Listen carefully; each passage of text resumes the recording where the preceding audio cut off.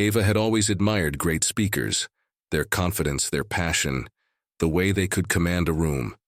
She dreamed of doing the same, but every time she thought about stepping on stage, a familiar voice echoed in her mind. What if you forget your words? What if they laugh at you? What if you fail? The voice of fear wasn't just loud, it was paralyzing. She remembered a time in school when she had to present in front of the class. Her heart pounded, her hands shook, and she completely blanked out. The laughter, the embarrassment, it all came rushing back every time she tried to speak in public, so she avoided it. Every opportunity to speak, she found an excuse.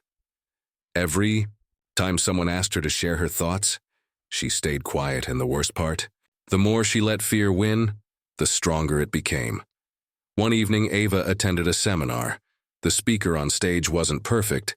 He stumbled, laughed at himself, even lost his train of thought, but no one laughed at him. No one mocked him. Instead, the audience clapped, encouraged him, and listened intently. That's when something clicked. It wasn't about being perfect. It was about showing up, speaking up, and owning your voice.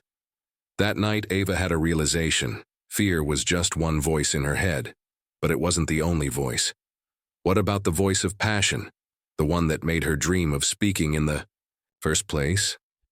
What about the voice of courage, the one that whispered, "Just try"? What about the voice of her future self, waiting for her to take action?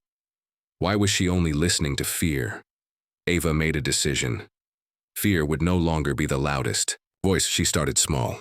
Every morning, she stood in front of her mirror and spoke, even if her voice shook. She recorded herself, watched it back, and improved. She signed up for a local public speaking workshop. The first day, she sat in the back, terrified. But when it was her turn, she forced herself to walk to the front. Her hands trembled. Her voice wavered, but she spoke. It wasn't perfect. It wasn't smooth. But she did it, and that alone was a victory. 05:30, 07 now. Growth and confidence. Speech after speech, she grew. The second time, she spoke louder. The third time, she made eye contact.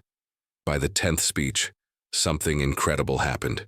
She was no longer just speaking. She was inspiring.